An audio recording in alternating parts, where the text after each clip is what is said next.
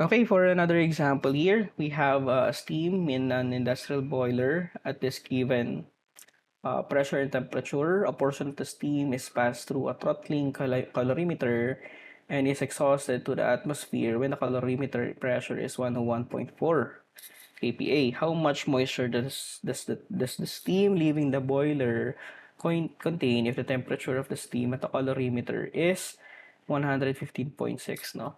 So the states here are also given, no, in the problem, and then you need to just find what is the moisture, no? So if we're talking about the moisture, that is the complement, no, of the quality. So if X is quality or the dryness, then Y is your wetness, no, or your moisture. Okay, wherein the sum of these two should be equal to 100% or 1. No, so you can find the quality and then subtract 1, no, from that, or subtract that from 1, then you will get the moisture. So in here, these are also given, no, everything is given. So without much context, no, only knowing that it is throttling. So throttling means that in a variety of cases, it just means that it is isenthalpic, no. Okay, so that is the only keyword right here. Isenthalpic should be, huh? I always forget the spelling of this.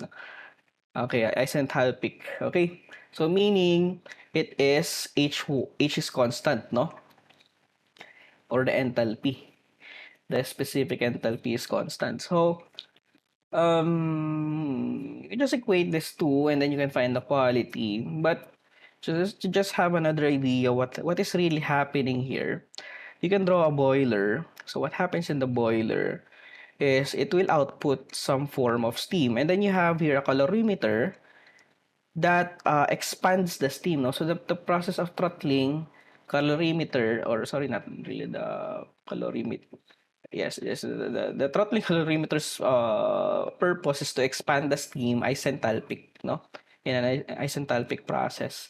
So you have here 827.4 kPa, and then you have 171.6, no, degrees Celsius.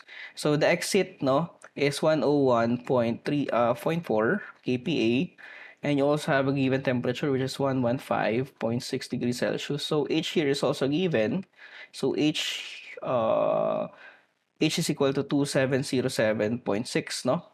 So we want to know is what is the wetness, no, or the moisture of this point, no, of this point right here.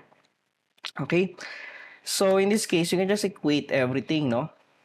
Since this is isenthalpic, you just equate this. H is equal to HF plus X HFG. That's basically it. Now you can just find the X, and then after that, you can find the Y because X plus Y is equal to 1.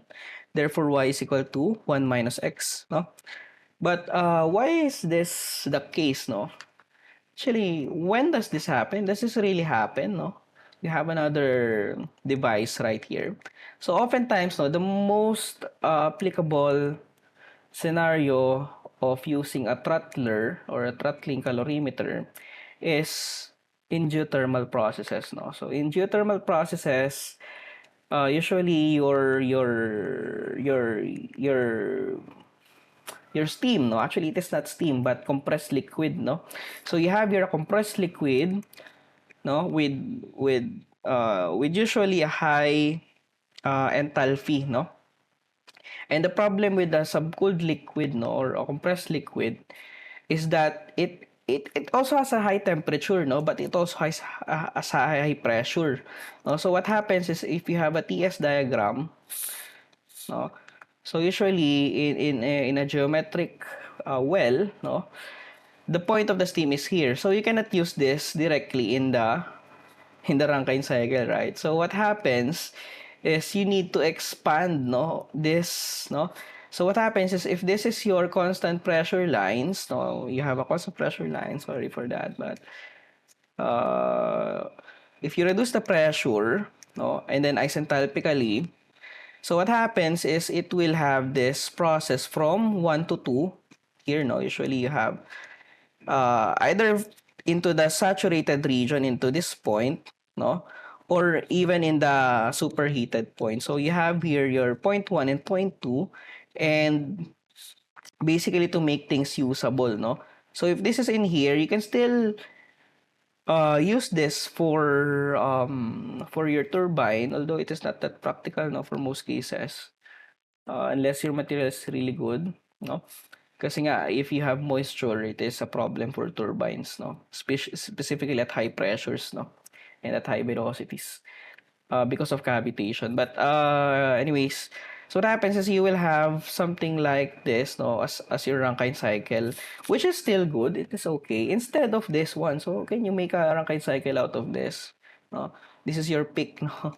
So what happens is this is isenthalpic, no, process from 1 to 2. So usually you have a liquid here and then into this saturated region. But in this case, I believe what happens here is it is in the near the saturated liquid, no, in this point, no, in this problem, you have this saturated liquid, and then you want it to be in the saturated region with higher quality, no.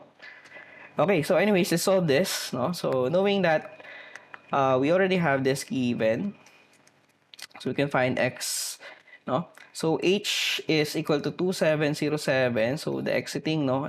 So we have, I'll just use 2 and 1 here. So 2 and then 1 here. It should be 1 here. Yeah. So 2707.6 is equal to 727.25 plus x HFG. So you have HFG 2043.2, no. So you can find the quality, no. So the quality is 727.25 2043, yeah, 0.2. So 96.92, no? So 0.9692, no? So therefore, your y here, your moisture content is just 1 minus x, no?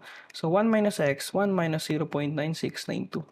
So your moisture, just use answer. So 1 minus answer, you have 3.08, no? So I think this is just a rounding error. So you have 3 or 0.03076, okay?